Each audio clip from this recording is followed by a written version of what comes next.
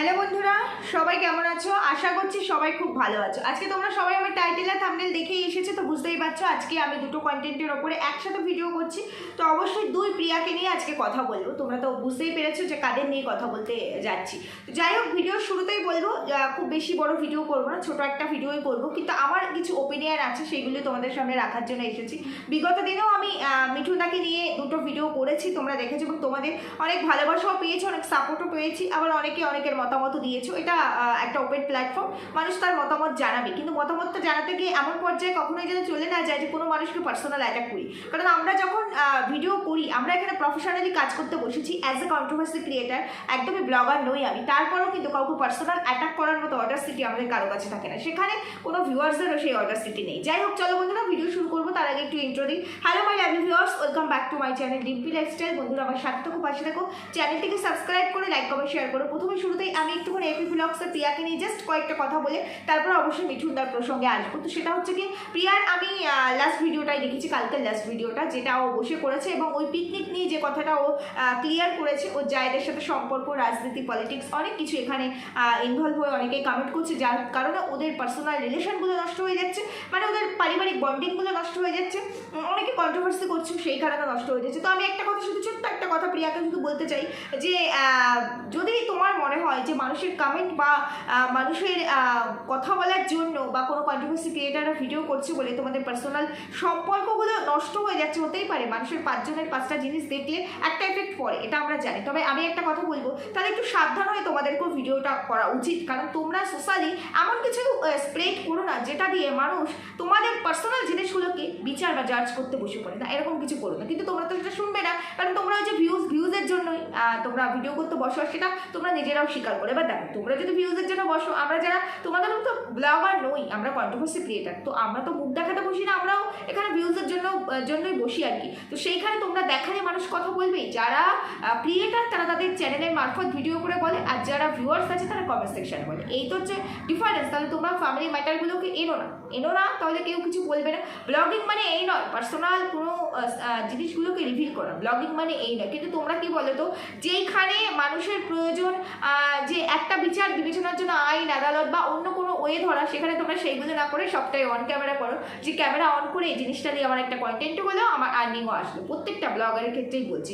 আর তারপরে আরেকটা কথা বলি, যে কিছু মানুষকে বলেছে উত্তর মাঝে মাঝে দেওয়া উচিত, এবং ডেফিনেটলি উত্তরগুলো তুমি খুব ভালোই দিয়েছো, যে যারা মনে করছে যে তোমার ফেস লাগিয়ে তারা ভিডিও করছে বলে তারা ভাইরাল হচ্ছে। আর ভাই, আমার ফেস যদি কেউ ইউজ করে, আমার ক্লিপিং যদি কেউ ইউজ করে, বা আমাকে যদি কারো ভিডিওর মধ্যে রাখি, সেখানে যদি আমার সম্পূর্ণ সহমত থাকে, আমি যদি তাতে এগ্রি করি, তাহলে আদার্স কারো কোনো কিছু বলার থাকে না, এটা একদম বাস্তব কথা। তবে কি বলো তো, এখানে আমরা মানুষ না, যারা মানুষ আছে তারা বড্ড বেশি মানে সব কিছু নিয়ে চুলচেরা বিশ্লেষণ করতে ভালোবাসি, বড্ড ভালোবাসি, এটা হচ্ছে আমাদের ক্যারেক্টার বলতে পারে। তো সেই জায়গা দাঁড়িয়ে আমরা ওই সব কিছুর মধ্যে যেখানে গন্ধ থাকবে না সেখানেও গন্ধ খুঁজে বার করার চেষ্টা করি, এটা একদম সত্যি কথাই। তো সেখানে কিছু কিছু মানুষ হয়তো এরকম কমেন্ট করে, বা কিছু কিছু মানুষ এটা নিয়ে ভিডিও করে।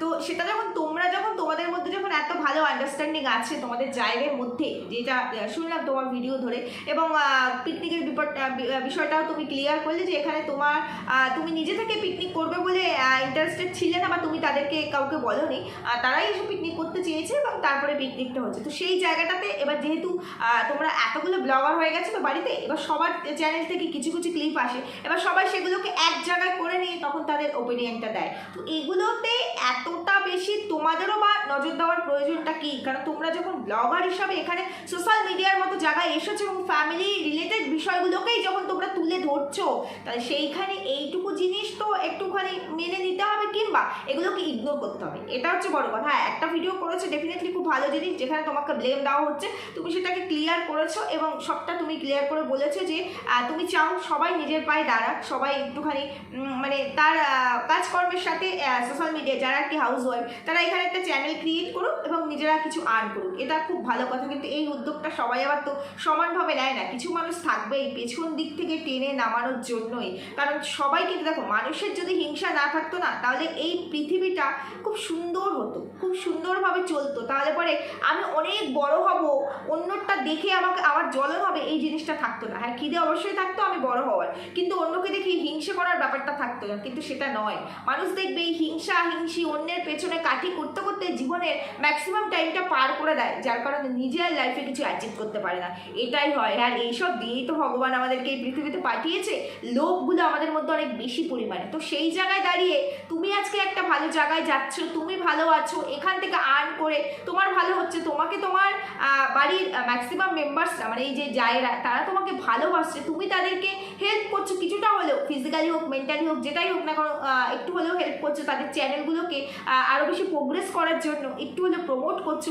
এটা অনেকে সহ্য হচ্ছে না, কারণ এইসব ব্লগারের বাইরে তো আরও ব্লগার আছে তোমাদের বাড়িতে, তাই না? তো তাদেরকে তুমি ইগনোর করছো, তাদেরকে তুমি দেখছো না, তাদের সাথে তোমার রিলেশনটা ভালো নয়, সেটারও অনেক কারণ আছে, সেটারও অনেক রিজন আছে, কারণ একটা সময় তুমি তাদের জন্য অনেক করেছো। যাই হোক, তারা নিজের ভালোটা বেশি ভালো বোঝে এবং তোমাকে টপকে যাওয়ার চেষ্টা করে। এবার আমার কথা হচ্ছে গিয়ে আমি কাউকে অনুসরণ করতেই পারি, কিন্তু আমি কখনো তাকে টপকে যাব এই মানসিকতাটা থাকলে ভাই বড্ড আমি ছোট মানসিকতার পরিচয় দিয়ে ফেলবো, তাই না? আমি তার থেকে বড় হতে পারি, বড় হওয়ার খিদেটা আমার মধ্যে থাকতে পারে, কিন্তু তাকে ছোট দেখাতে হবে, তাকে টপকে যেতে হবে, সে আবার নিচে থাকবে, এই মেন্টালিটি যার থাকবে সে কি ওপরে উঠতে পারে, তাই না? তো সেই কারণে তো এই ব্যাপারগুলো তো ঘটবেই। এবার সবাই যারা কন্ট্রোভার্সি করে এর মধ্যে অনেক মানুষ আছে, সবাই যে তোমাকে ভালোবাসবে বা তোমার এই যে পরিশ্রম, তোমার ট্যালেন্ট এবং তোমার সবার সাথে ভালো যে রিলেশনটা, বন্ডিংটা, সেটাকে যে ভালো চোখে দেখবে এমনটা নয়। সবাই তো পজিটিভ ভিডিও করবে না, নেগেটিভ থট তো থাকবেই, নেগেটিভ মানুষ নেগেটিভ নিয়ে তো কথা বলবে। আর জানো তো এখনকার দিনে নেগেটিভিটিটাই মানুষ বেশি পছন্দ করে, সেই জন্য অনেকেই নেগেটিভ থট ধরে কথা বলে। তো এটা হবেই, সবাই যে তোমাকেই পছন্দ করবে বা অন্য কাউকে পছন্দ করবে, তোমাকে সেখানে অপছন্দ করবে, এইরকম ব্যাপারগুলো এগুলো থাকবে, এগুলো নিয়েই চলতে হবে। যাই হোক, ওভারঅল তুমি যে ভিডিওতে যে কটা কথা বলেছো প্রত্যেকটা কথা একদম ঠিকঠাকই বলেছো, একদম একদম সঠিক কথাই বলেছো। তবে আমি তারপরেও তোমাকে নিয়ে কথা শেষ করার আগে একটা কথাই বলবো, যে যদি তোমার মনে হয় যে এই ধরনের কমেন্টের জন্য কিংবা কন্ট্রোভার্সি ক্রিয়েটাররা, কিছু কিছু কন্ট্রোভার্সি ক্রিয়েটাররা এইসব নিয়ে এমন কিছু কথা বলে তিলকে তাল বানাচ্ছে যার কারণে তোমাদের রিলেশন, তোমাদের বন্ডিংগুলো নষ্ট হচ্ছে, তাহলে তোমরা তোমাদের পার্সোনাল জিনিসগুলোকে এই পাবলিক প্ল্যাটফর্মে একদমই বিক্রি করো না। ব্লগিং দেখো, যেটা দেখানো সেটা দেখো, ক্লিকবেট খেলে সবই করো, বাট পার্সোনাল কোনো জিনিস এখানে রিভিল করো না, এটাই বলবো। তাহলে কেউ কমেন্ট করার কোনো সাহস পালো না, কারো পার্সোনাল কোনো কিছু নেই, কমেন্ট করার সাহস পাবে না।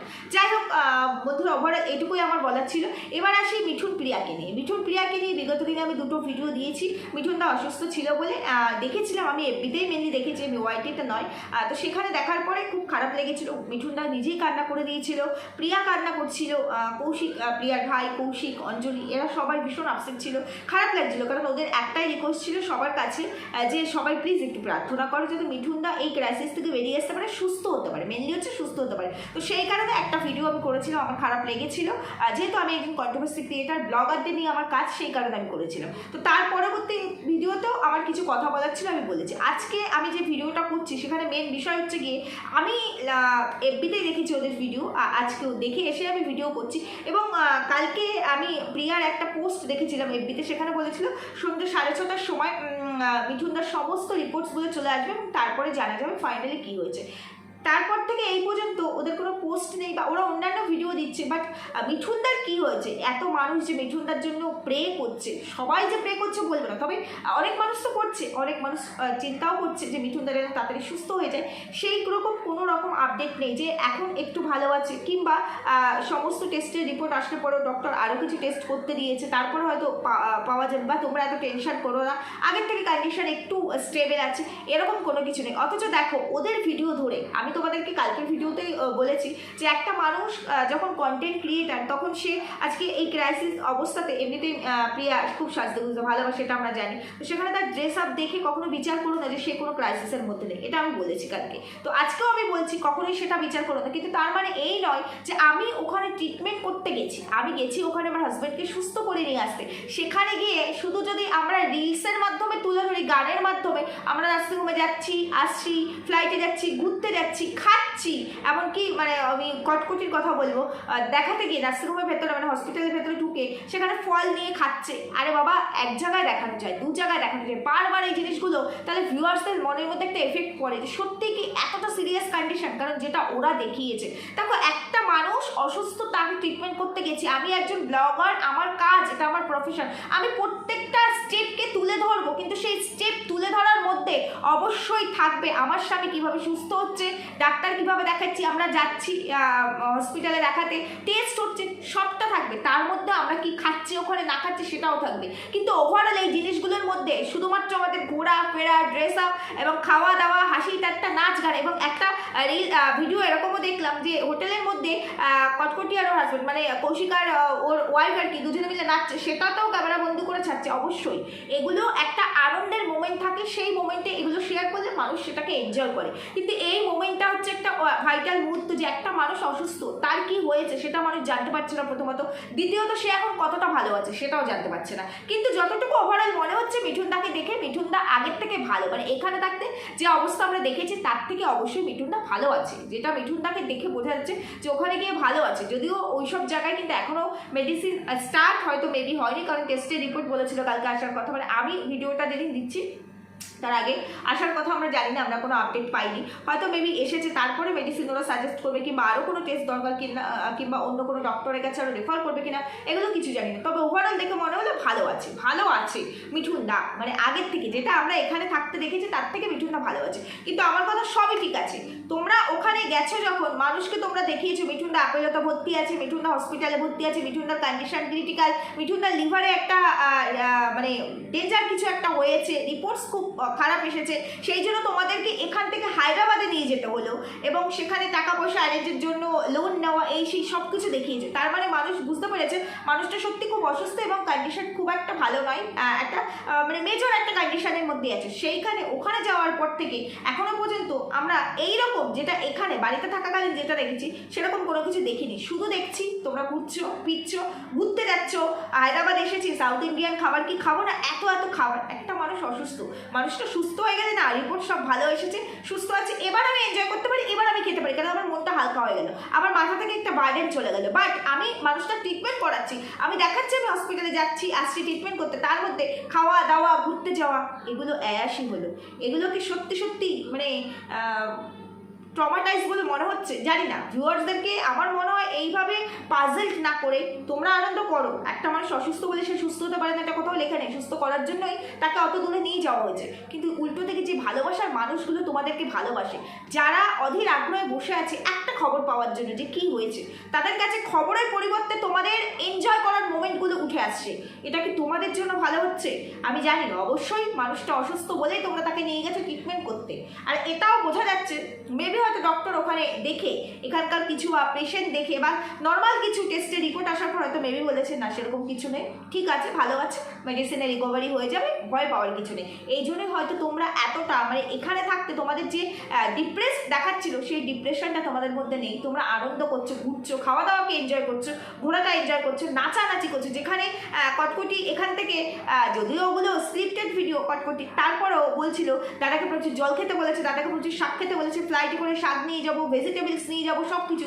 সেখানে ওখানে গিয়ে সাউথ ইন্ডিয়ান খাবার খাচ্ছো। সাউথ ইন্ডিয়ান খাবার কিন্তু আমাদের ওয়েস্ট বেঙ্গলের খাবার থেকে অনেক অনেক ভালো, অনেক ভালো, এবং ওখানে মানে জাঙ্ক ফুডটা কম ইউজ হয়, এবং সাউথ ইন্ডিয়ান খাবারের মধ্যে কিন্তু ওটা বেশ হেলদি, আর ওরা কিন্তু অয়েল খুব কম ইউজ করে, তো সেই জায়গায় সেটা ভালো। কিন্তু যে খাবারটা এখান থেকে খেতে হবে বলে তোমরা আমাদেরকে দেখিয়েছো, সেই ধরনের খাবারগুলো বা সেই টেনশন তোমাদের মধ্যে নেই। তোমরা ওখানে মানে হায়দ্রাবাদটাকে এনজয় করছো, ডক্টর দেখানোর থেকে হায়দ্রাবাদটাকে বেশি এনজয় করছো। এই জায়গাটাতেই খারাপ লাগছে না, আমি এখনও নেগেটিভ থট ধরে কিছু বলছি না, তোমরা যেটা দেখাচ্ছ সেটাকেই আমরা মিন করে বলছি। ভিউয়ার্সরা কমেন্ট সেকশানে বলছে, আমি আমার ভিডিওর মারফত বলছি, যেহেতু আমি এটা নিয়ে আপডেট দিয়েছি এবং অনেক ভিউয়ার্সরা এখানে আমার কাছে কমেন্ট করেছে যে প্রার্থনা করছি যেটা খুব তাড়াতাড়ি ভালো হয়ে যায়, খুব তাড়াতাড়ি ভালো হয়ে যায়। সত্যি মিঠুনদা ছাড়া ডেঞ্জার কাপেল, ইনকমপ্লিট, ভালো লাগছে না। মিঠুনদার যে কী হয়ে গেল, ভীষণ ভালোবাসি, ওদের ভিডিও ভীষণ ভালোবাসি। তাহলে এই মানুষগুলো তোমাদেরকে ভালোবাসে, আর এই মানুষগুলো এই ভিউয়ার্সরাই আমাদেরকে ভালোবাসে বলেই না আমাদের লাইফে, আমি কন্ট্রোভার্সি ক্রিয়েটার আলাদা বিষয়, যারা ব্লগার তাদের লাইফে এত লাক্সারিয়াস, এত বিলাসিতা, তা না হলে কি থাকতো? তাহলে সেই মানুষগুলোকে এতটা হেডেক, এতটা টেনশনের মধ্যে রাখাটা আমার মনে হয় ক্রিয়েটার হিসাবে আমার বেসিক মানে দায়িত্ব, যেটাকে বলে রেসপন্সিবিলিটি, সেটা হলো সবার আগে আমার ভিউয়ার্সদেরকে টেনশন ফ্রি করা, তাদেরকে হ্যাপি করা। আমার মনে না হ্যাপি মানে এই নয় যে তারা আননেসেসারি কথা বললেও আমি তাদেরকে হ্যাপি করবো, একদমই না। এখানে আননেসেসারি নেসেসারি কোনো ব্যাপার নেই। তুমি একটা তোমাদের ক্রাইসিস দেখিয়েছো, সেই ক্রাইসিসটা দেখে ভিউয়ার্সটা আজকে আপসেট, তো সেই জায়গায় তোমাদের সব সবার আগে ভিউয়ার্সদেরকে বলা উচিত যে না ভালো আছে, বা তোমরা চিন্তা করো না, যা হবে ভালোই হবে, এরকম কোনো আপডেট অন্তত আমার চোখে দেখা মানে দেখিনি আমি, অন্তত এফবিতে, আমি যেহেতু এফবিতেই দেখেছি, আমি অন্তত দেখতে পাইনি। তো হয়তো মেবি আমি ভুল হতে পারি, ওরকম কোনো আপডেট দিয়েছি কিনা তোমরা আমাকে কমেন্ট সেকশনে জানিও, মেবি হয়তো আমি ভুল হতে পারি। তবে আমি যতটুকু দেখে ভিডিও করছি, যদিও ভিডিওটা আমি এখন করছি, তোমরা পাবে অনেকটা লেট করে, মানে বিকেলের পরেই আর কি পাবে। তো সেই কারণে বলছি, কারণ সকালের দিকে আমার একটা অন্য একটা ভিডিও যাবে, সেই জন্য। তো সেখানে আমি ভুল হতেই পারি, যদি ভুল হয় তোমরা অবশ্যই কমেন্ট সেকশনে আমার ভুলটা ধরিয়ে দেবে, আমি নিজেকে কারেক্ট করে দেবো, মানে কারেকশন করবো। আর যদি ভুল না হয় তাহলে তোমরাও নিশ্চয়ই আমার সঙ্গে এগ্রি করবে। যাই হোক, ওভারঅল এটুকুই ছিল আমার বলার, যে একটা মানুষ অসুস্থ, তাকে ট্রিটমেন্ট করাতে নিয়ে গিয়ে এই ধরনের এনজয়মেন্টটা পছন্দ করি না। হ্যাঁ, ড্রেস পরতে হবে, যেটুকু সাজগোজ দরকার মিনিমাম, যে রাস্তায় বেরোলে মানুষ যাতে আমাকে খারাপভাবে জাজ করতে না পারে, সেটুকু দরকার, সেটুকু করো, ঠিক আছে। বাট তার মানে এই নয় আমি ওখানে আমার হাজব্যান্ডকে সুস্থ করার জন্য গেছি, যেখানে আমি নিজে বড় বড় কথা বলেছি, আমি বলছি যে আজকে দেশের যেখানে ইচ্ছে সেখানে নিয়ে যাবো, বাট আমি আমার স্বামীকে সুস্থ করে দিয়ে আসবো। সেই জায়গায় দাঁড়িয়ে স্বামীর সুস্থতার থেকে, স্বামীর ট্রিটমেন্টের থেকে এনজয়মেন্ট বেশি আসছে আমাদের কাছে। এটা ভুল বললাম না ঠিক বললাম তোমরা জানি। সুস্থ থাকো, ভালো থাকো, দেখা হচ্ছে পরবর্তী ভিডিওতে।